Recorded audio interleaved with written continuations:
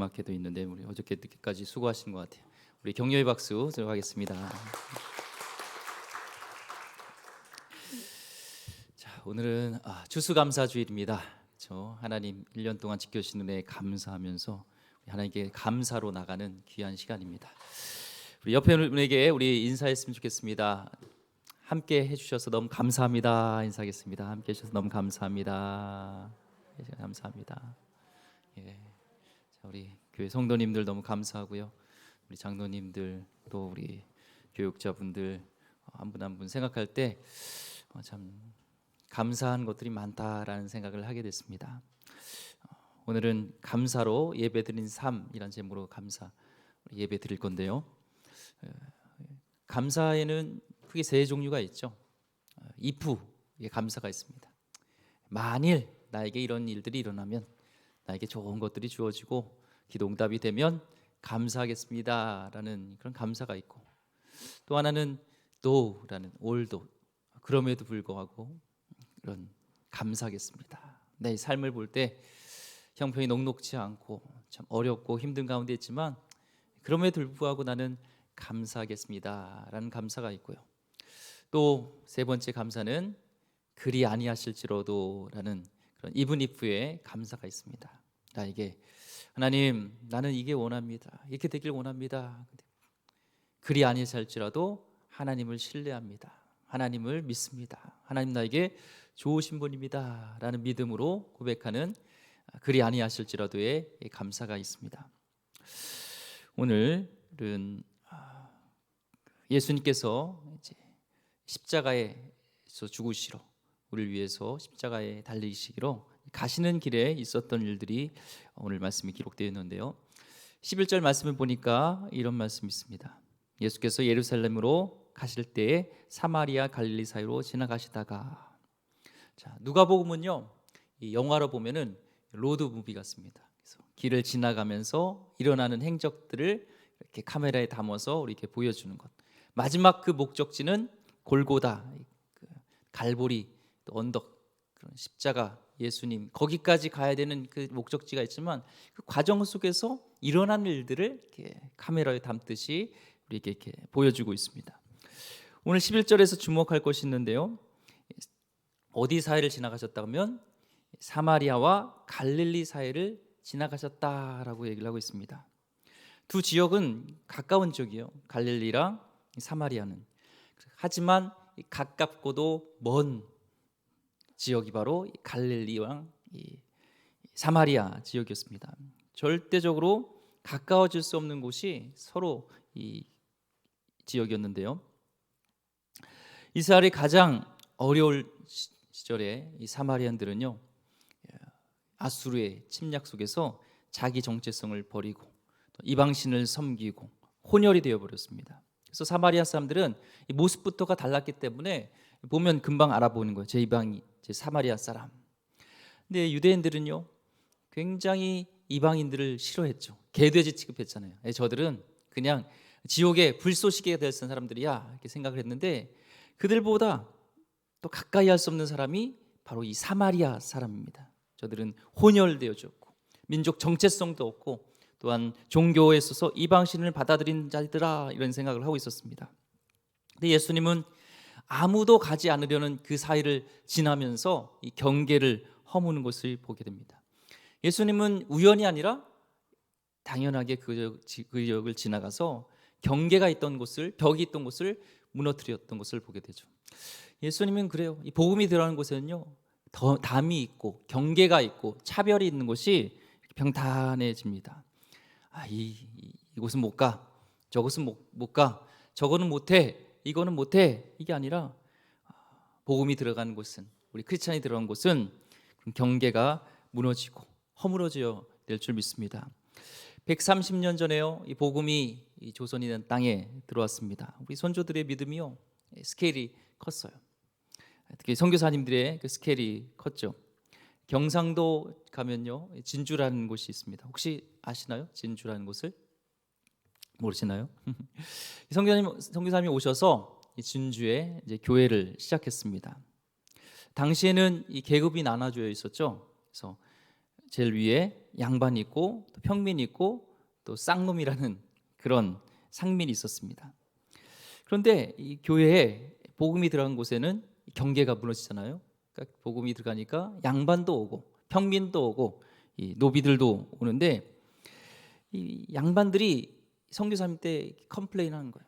데모를 한 겁니다. 저희가 다 누구든 와도 좋지만 이 백정은 절대 오면 안 됩니다. 백정은 안 됩니다. 이랬어요.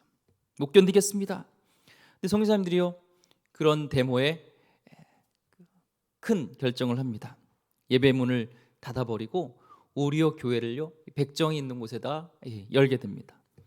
이 복음이 들어가면요 예수님을 한번 믿게 되면 멈출 수 없잖아요.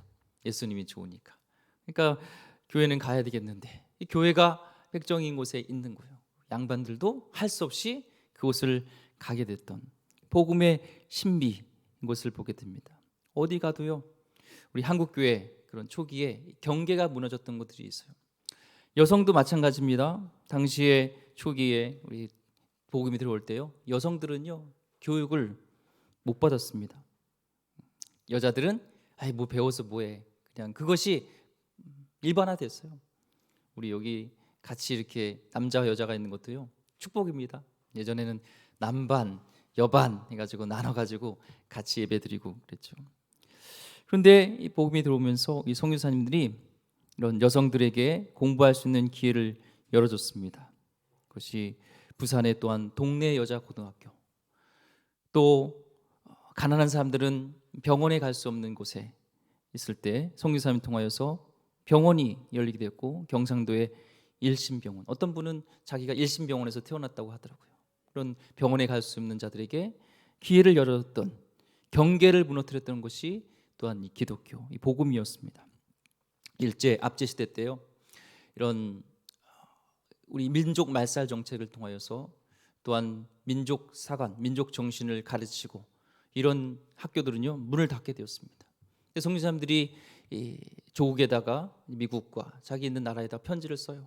이런 조선이라는 나라에 그런 교육을 받을 수 없는 기회가 닫혀버리는 일들이 있다. 그랬을 때 편지를 받고 성도님들이 기도하였죠. 근데 한 가정에 밥을 먹는데 엄마 아빠가 밥을 안 먹어요. 그래서 왜 밥을 안 드세요? 그러니까 금식하면서 이 조선이라는 나라가 있는데 일제 압제 속에서 교육을 받지 못하고 학교가 문 닫고 이런 상황에 있단다. 그래서 우리가 기도하면서 돈을 모아서 헌금을 보내려고 한다 한 거예요. 수피아라는 이 학생이요 그 얘기를 듣고 학교에 가서 같이 돈을 모아서 그 헌금으로 기도로 보내줘서 광주의 수피아 여고가 또 열리게 되어주고, 복음이 들어간 곳에는 그런 차별과 경계가 무너졌던 것처럼 우리 예수님은 가까이 할 수 없던 이 사마리아와 갈릴사를 지나가면서 그 경계를 무너뜨린 것을 보게 됩니다. 우리도 예수님처럼 갈 수 없는 길, 경계가 있는 일, 벽이 있는 그곳에 가서 그 길을 여는, 경계를 허무는 그런 일들을 해야 될 줄 믿습니다. 12절 말씀 보니까 한 마을에 들어가시니 나병 환자 10명이 예수를 만나 멀리 서서. 자, 예수님은 한 마을에 들어갔는데 누구를 만나셨죠? 나병 환자 10명을 만났습니다. 요즘은 죄송합니다. 한센병이라고 했죠. 그 한센이라는 사람이 그 나병의 병을 발견했죠. 요즘은 이 치료가 가능하지만 당시에는 이 나병에 걸리면 버려진, 또 이스라엘 땅에서 나병은 버려진 땅이고요. 모세 율법에 따라서는 돌을 던져서 죽여도요 그런 아무런 죄가 되지 않았습니다. 12절 보니까 이들이 예수를 만났는데 멀리 서서 있었어요. 그래서요. 원래 이 나병 환자들은요 사람들에게 가까이 가서 구걸할 수가 없습니다. 가까이 가면은 돌로 맞을 수도 있고요. 입을 가리고 큰 소리로 나는 부정하다, 나는 더럽다라는 것을 계속 외쳐서 자기가 나병 환자라는 것을 계속 인지해 줘야 됩니다. 그렇지 않으면 돌로 쳐서 죽임을 당할 수 있죠. 그런 불쌍한 나병 환자를 10명을 예수님이 만납니다. 13절에 이들은 소리를 높여 이르되 예수 선생님이여 우리를 불쌍히 여기소서 하거늘 얘기를 합니다. 소리를 높여서 예수님께 나가는데 선생님이여 라고 얘기합니다. 선생님 하면 우리 티처라고 생각할 수도 있지만 이 영어에 보면은 마스터예요. 나의 삶의 주관자. 원어에 보면은 더더욱 하나님부터 능력의 권능을 받은 자라는 의미가 있습니다. 그래서 예수님을 지금 그냥 선생이 아니라 나의 삶의 주관자, 나를 치료할 수 있는 분, 나의 문제를 해결할 수 있는 분, 예수님이요, 나의 인생의 주관자시요, 하나님부터 권능을 받으신 주요, 나를 불쌍히 여기소서 하고 소리 높여서 얘기를 합니다. 사람 취급받지 못했던 인생의 낙오자, 절대로 같은 가족과 또 이들은 이 성곽에서 벗어난 지역에서 따로 살았던 그런 외톨이와 같은 인생이었습니다. 이들의 꿈이 무엇일까요? 꿈이 무엇일까요? 꿈. 병이 나서 깨끗하여져서 집으로, 자기 고향으로 돌아가는 게 꿈이잖아요. 우리 성도님 꿈이 있습니까? 꿈은 우리 가슴을 뛰게 하죠. 남자 있어서요. 남자가 군대를 가서 꿈은 뭘까요? 군대에 간 남자의 꿈은 뭘까요? 예, 답을 말해 주셨네요. 저는. 진급하는 걸까요? 아니면 PX 가서 뭘 사 먹는 걸까요? 밥 먹는 것일까요? 이등병 때요, 이 휴가 나와서요, 들어가는 게 정말 힘들어요. 예, 경험하신 분은 알 거예요. 그래서 막 기도를 합니다. 이등병 때 이제 휴가를 들어가면서 하나님, 부대가 무너지게 하여 주시옵소서. 비를 화끈하게 성경에 보면 노아한테 이렇게 주셨는데 플레이 어겐, 하나님 다시 한번 그 비를 내려 주시옵소서 기도합니다. 그러고요, 눈병이 나면요 피하지 않아요. 와, 눈병이 났다, 나도 눈병 나게 해줘 하면서 손을 해가지고 눈을 막 비벼가지고 눈을 만지고 참 단순하죠. 그런데요, 신기한 게 이런 비전, 이 꿈이요, 이병 때만이 아니에요. 병장이 되고 고참이 돼도요, 이제 마지막 휴가, 이제 이 마지막 휴가 마치고 복귀해서 좀 있으면 제대인데도, 병장이고 고참인데도 그 들어가는 게요 너무 싫더라고요. 오로지 의무 군인들에게 목적은, 소망은 하나, 장로님 말씀하셨듯이 빨리 전역하는 것, 제대하는 것, 이게 목표입니다. 이 나병 환자들에게 분명한 목표가 있었어요. 목표가 있는 것이 행복이에요. 근데 한국 사회를 보면요, 요즘요 목표가 없는 게 많은 문제고요. 우리 학생들에게도요 특히 이 목표가 없어요. 공부를 잘해야 돼 얘기는 하는데 왜 공부를 잘해야 되는지 몰라요. 공부를 잘하는 건 목적이 아니에요. 목표가 아니에요. 답답해하죠. 많은 학생들에게 대학을 가는데 왜 대학을 가냐 물어보면요 몰라요. 이게 미치는 거죠. 이 다큐멘터리 보니까요, 어떤 나라, 우리나라 학교 학생들의 그 환경을 이렇게 소개해 주는데요, 이 세상에서 학교에서 24시간 중에 16시간을 보내는 이 청소년들이 있는 나라, 그게 바로 우리 대한민국 아이들이고요. 아침 7시에 눈을 뜹니다. 학교를 갑니다. 0교시, 1교시, 2교시, 3교시, 그 다음에 4교시 끝나고 어떤 친구는 밥을 먹고, 죄송합니다, 어떤 친구는 빨리 밥을 처먹고, 그 다음에 5교시, 6교시, 7교시, 그 다음에 8교시, 또 죄송합니다, 어떤 친구는 밥을 먹고 어떤 친구는 빨리 밥 처먹고, 그 다음에 야간 자율학습을 또 해요. 그럼 집에 돌아가는 게 아닙니다. 또 학원 차가 옵니다. 한 명씩 또 태워서 그들을 돌리다가 밤늦게서야 집에 돌아갑니다. 그럼 학교에서 뭐 하냐? 애들 학교 갈 때 담요를 하나씩 가져가요. 담요를 왜 가져가나 물어보면요, 학교 앞에서 엎어 자려고 그런 겁니다. 엎어서 자요. 전 세계 아이들이 열심히 공부하는 애들이요, 전 세계에서 정말 열심히 하는 아이들이 우리 대한민국 아이들입니다. 그런데 문제는 목표가 없다는 겁니다. 지난주에 목요일이죠. 지난 목요일 날 수능이 끝났습니다. 이 대학만 들어가면 좋겠다 생각하지만 여기 고3이 없지만요, 대학에 들어가도요, 들어갈 이제 과정들이 많습니다. 특히 여자들은요, 요 수능 끝나고 이제 대학 들어가기 전에 얼굴 리모델링을 또 하는 그런 작업을 합니다. 그래서 부모님들이요 참 이기적인 것 같아요. 왜요? 서로 얼굴을 보면요, 우리 서로 얼굴을 보면은 우리는 좋아서 사랑해서 결혼하지만 이대는 어렵다는 답이 분명히 있는데도 불구하고 이기적으로 사랑하셔서 애를 낳는데 그게 딸이에요. 그러면서 딸을 보면서 화이팅 하는데 이건 아니죠. 옛날에는요, 대학을 갔을 때도요, 일단 대학에 들어가면요, 왕창 놀자, MT도 가고 뭐 여러 가지 뭐 데이트도 하고 축제도 막 해요. 그럼 좀 있으면은 이 집 떠나는 하면서 이제 군대를 갑니다. 그리고 3학년 와서 왔다 갔다 막 하다가 또 4학년 돼가지고 졸업하면요, 이 취직이 됐어요. 요즘은요, 어렵습니다. 요즘 애들 보세요, 막 죽습니다. 1학년 때 레포트 하려면요, 막 하루에 2시간 3시간 자서 레포트를 해야 되는, 안쓰럽습니다. 시험도 쳐야 되고 스펙도 많이 쌓아야 되고 영어도 해야 되고 많은 것들을 하는데 문제는 뭐냐면 목표가 없다는 거예요. 그런데 이 나병 환자들은요, 목표가 있었습니다. 낫고 싶다. 오늘 성도님에게도 목표가 있길 원합니다. 하루하루 사는 속에서 목표를 가지고 심장이 뛰는 그런 목표가 있길 원합니다. 그런데 나병 환자들은요, 그 목표가 낫게만 해주십시오 였습니다. 낫게만 해주십시오. 그래서 죽음을 무릅쓰고 돌마저도 죽겠다는 그런 각오로 지금 소리지면서 나옵니다. 14절에 보시고 이르시되 가서 제사장들에게 너희 몸을 보이라 하셨더니 그들이 가다가 깨끗함을 받은지라. 보시고 이르시되, 예수님은 이들을요 한 명 한 명 보셨어요. 대충 본 게 아니라 분명하게 명확하게 본 겁니다. 우리는 이 말씀을 읽으면서 영상을 보듯이 상상을 해봐야 돼요. 그래서 생략된 말이 있는데 예수님이 분명히 보시고 긍휼함으로 저들에게 가까이 가셨다라는 말이 분명히 있죠. 가서 제사장들에게 너희 몸을 보이라 하십니다.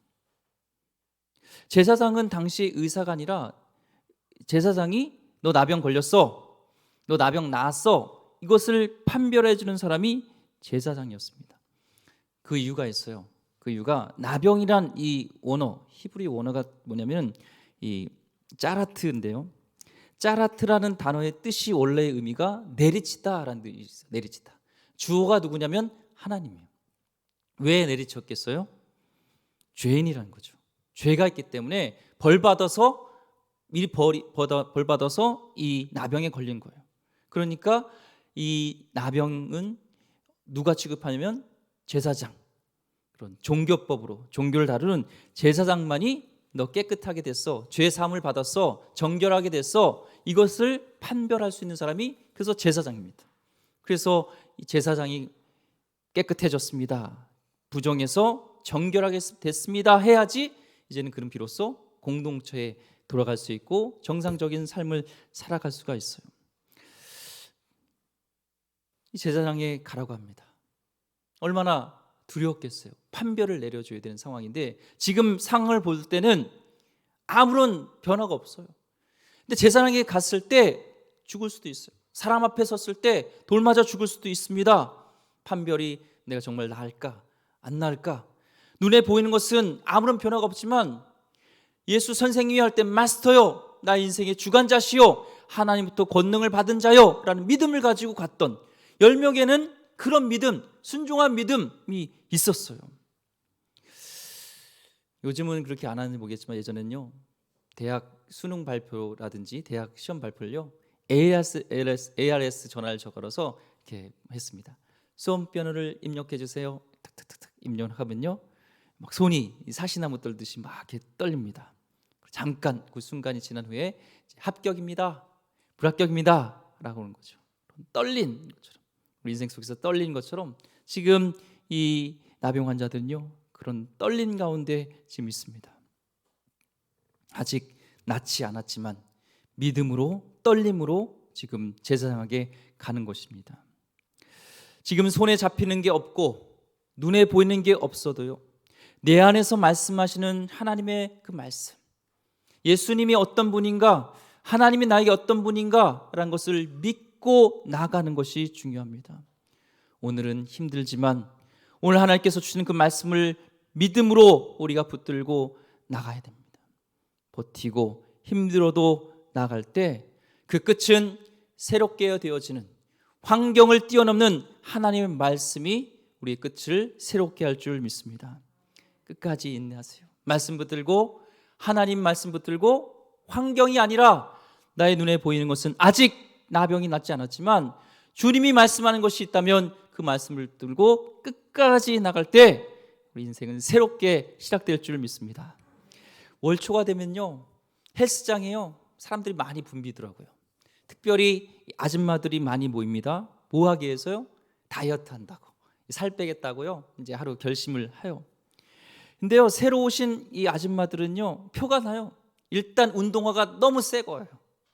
그리고요 꼭 옷을 입는데요, 땀복 같은 건데 이 레슬링, 프로레슬링 선수들이 이렇게 빠떼로 할 때 입는 그 옷 같은 거를 꼭 이렇게 입고 오세요. 그런데요, 신기하게요, 그 아줌마가요, 그 새로 입단하신 아줌마가 시간이 좀 지났을 때, 며칠 지났는데 안 보여요. 물어보면요, 그만뒀대요. 그러면서 하는 말이 그렇습니다. 운동이 나랑 안 맞아. 운동이 무슨 죄가 있습니까? 내가 끝까지 버티지 못한 내가 잘못이죠.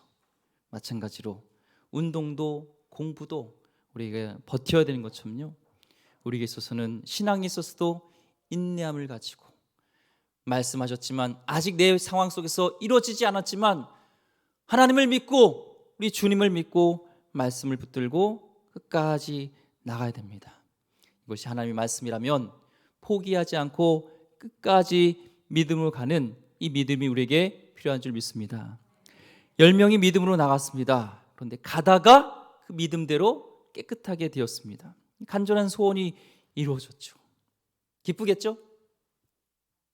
너무 내가 나병 환자 아니라고요, 너무 이렇게 감정이입이 안 되는 건데 한번 생각해 보세요. 내 인생 속에서 가장 행복했던 날, 나에게 있어서 제대하던 날, 진짜 사랑하는 사람과 결혼하던 날, 비록 지금은 아니더라도 그 사람이 제일 사랑하는 사람이 아닐지라도 결혼했던 날, 가장 행복했던 순간, 그걸 이룬 겁니다. 그걸 가진 겁니다. 예수님 앞에 나온 그 목적을 이뤘어요. 그런데요, 그 중에 한 명, 특별히 이 사람은요 다른 지방 사람, 사마리아 사람, 많은 사람들이 이방인보다 더 개돼지처였던, 더 학대받던, 이 중에 이 사람은 차별이 있었습니다. 나병 환자만 자체도 부정하여서 사람한테 갈 수 없는데 더더욱 사마리아 사람이니까 이 나병 환자 중에서도 또 차별을 받았을 거예요. 이중은 차별받았던 이 사마리아 사람, 15절 16절 보니까 사마리아 사람이라고 이야기합니다. 반전이 시작됩니다. 10명이 다 나왔어요. 사마리아 사람도 또 이스라엘 사람도 다 나왔는데요, 소원은 다 이루어졌는데 한 사람만 예수님께 다시 돌아왔습니다. 왜 돌아왔을까요? 저의 목적이 이뤘잖아요. 내가 강구하는 것이 다 이루어졌잖아요. 나의 목적이, 간절한 소망이 다 이루어졌는데 이제 돌아가면 되잖아요. 근데 사마리아 사람은 돌아왔습니다. 성도님, 사랑하는 성도 여러분, 기독교인들은 기도하죠. 하나님께 간절히 소망하면서 이 나병 환자처럼 우리 소망을 하나님께 간구하잖아요. 열심히 기도합니다. 근데요, 저희 말고도요, 절에 계신 분도 열심히 기도합니다. 이 수능 되면요, 팔공산이라든지 이 산마다요 막 열심히 대학 붙게 해달라고 기도합니다. 우리 감사해요. 우리는요 주기도문 굉장히 짧아요. 이거 주기도문 이거 기도하는데요 몇 분 안 걸립니다. 그런데요, 저분들은요 1000배를 해요. 1000배. 1000배 해보셨어요? 저는 모르는데 저도 안 해봤어요. 근데 보통 100번 정도 하면요 초짜는요 코피가 날 수 있다고 합니다. 500번 넘으면요 쓰러질 수도 있대요. 근데 이거를 1000배 해야 됩니다.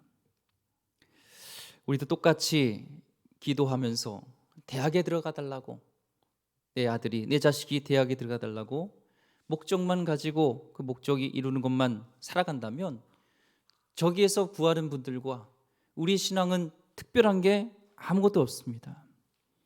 그런데 이 중 한 사람, 사마리아 사람, 가장 차별받았던, 이중차별을 받았던 그 한 사람이 예수님께 돌아왔습니다. 왜 돌아왔을까요? 여러 가지가 이유가 있겠지만 힌트를 보니까 12절 보래 마을에 들어가시니 나병 환자 10명이 예수를 만나 멀리 서서. 지금 이 나병 환자의 신세는요, 너무 처절합니다. 사람이 같이 가까이 갈 수가 없어요. 예수님께 나와서 손이라도 잡고 가까이서 어떻게든 만져보고 정말 기도라도 받고 하고 싶은데 갈 수가 없어요. 이 나병 환자의 최대의 노력은 멀리 서서 부르짖었던 것, 그것이 최고의 노력이었습니다. 그런데 이제 낫고 나니까, 육체적으로 낫고 나니까 이제 또한 이 나병이 낫다는 것은 영적으로 볼 때 부정에서 정결로 바뀐 거예요. 주님과의 거리가 없어졌습니다. 주님께서는 경계가 있었던 나병 환자라는, 또한 차별받는 사마리아라는 사람, 그 사람은 절대 구원받을 수 없고 절대 은혜를 입을 수 없는 그 자라는 그 경계를 예수님은 무너뜨려 주시고, 그 사마리아, 그 나병 환자가 예수님께 나올 수 있는 경계를 허무신 거예요. 가면서 이 나병 환자는 자기의 육신만 치료된 것도 감사했지만, 집으로 가고 싶고 빨리 자기의 공동체로 돌아가고 싶지만, 그 예수님께 나올 수 없었던 그 경계를 무너뜨려 주신 예수님께 너무나 감사했죠. 16절에요. 예수의 발 아래 엎드려 감사하니 그는 사마리아 사람이라. 엎드렸다는 원어를 보니까 그의 얼굴을 땅에 댔다는 겁니다. 그는 돈도 없어요. 아무것도 가진 게 없어요. 하지만 그가 할 수 있는 최고의 감사는 그 경계를 무너뜨리신 예수님께 앞에 나와서 나의 모든 것들을 다 겸손하게 땅에 엎드려서 주님을 경배하는 진심으로 예수님께 나왔던 이 행위를 통하여서 그는 진정한 감사를 예수님께 드렸던 것입니다. 순종의 믿음, 말씀대로 순종하고 행동하는 믿음은 참 귀한 믿음입니다. 우리의 기도 제목을 이룰 수 있고, 또한 우리가 원했던 목적을 이룰 수 있는 귀한 믿음이 될 수 있어요. 하나님의 믿음대로 또 역사하시니까. 하지만 하나님께서 우리에게 오늘 원하시는 그 믿음은, 더 귀한 믿음은 감사하는 믿음입니다. 17절 말씀에 예수께서 대답하여 이르시되 10사람이 다 깨끗함을 받지 아니하였느냐? 그 9은 어디 있느냐? 이것은요, 그 사마리아 사람, 주님께 나온 그 사람에게 묻는 게 아니에요. 지금 그 사마리아 사람을 보고 있는 많은 무리들에게 말씀하시는 것입니다. 이 사마리아 사람을 손가락질 하느냐? 9명은 괜찮은 놈은 안 나오고 왜 부정한 사마리아만 온 거야? 그러시는 그 예수님이 아니에요. 반어법입니다. 19절에 그에게 이르시되 일어나 가라, 내 믿음이 너를 구원하였느니라 하시더라. 너희가 생각할 때 이 사마리아 사람은 하나님 나라에 절대로 못 간다고 확신했는데, 그런데 주님께서는 바로 이런 사람이 구원받아 하나님 나라에 간다는 것을 지금 선포하시는 것입니다. 사람들은 경계를 긋고 너는 학교도 별로야, 출신도 별로야, 끝났어 라고 말하는데, 우리 주님은요, 그 경계를 허물으시고 사람들의 생각을 바꿔주시고 찾아오셔서 죽을 수밖에 없는 죄인, 부정하여서 주님께도 나갈 수 없는 이 죄인을 위해서 대신 죽으시고 경계를 허물어 주시고 우리를 구원해 주셨습니다. 그래서 결국 주님께 나갈 수 있는, 오늘 이 시간에도 아바 아버지라고 부를 수 있는 그 산길을 열어주신 그 놀라운 은혜가 우리는 어떠한 상황에도 감사할 이유가 될 줄 믿습니다. 요즘 삼고로 힘들다고 합니다. 우리 성도님들 얘기를 들어보니까요, 고물가, 고금리, 고환율. 최근 이태원 참사로 인해서요, 많은 그런 사건과 사고로 인해서 많은 성도님들이 또한 사람들이요 아픔을 겪고 있습니다. 양극화의 불평등의 현실도 심각해지고 있습니다. 점점 삶은 팍팍해져 가는 것 같습니다. 더더욱 그 상황 속에서 우리 성도님 중에 전 몸과 마음이 지쳐갑니다. 질병까지 와서 이제는 마음이 너무 슬픔 속에 있습니다. 도무지 감사가 나오지 않습니다. 얘기를 들을 때요, 참 오늘 감사주일인데 어떤 말씀을 전해야 될지 제가 마음이 참 무겁습니다. 그런데요, 신명기 2장 7절 말씀에 내 하나님 여호와께서 내가 하는 모든 일에 내게 복을 주시고 내가 이 큰 광야에 두루 다님을 알고 내 하나님 여호와께서 이 40년 동안을 너와 함께 하셨으므로 내게 부족함이 없었느니라 하시기로. 모세가 고백합니다.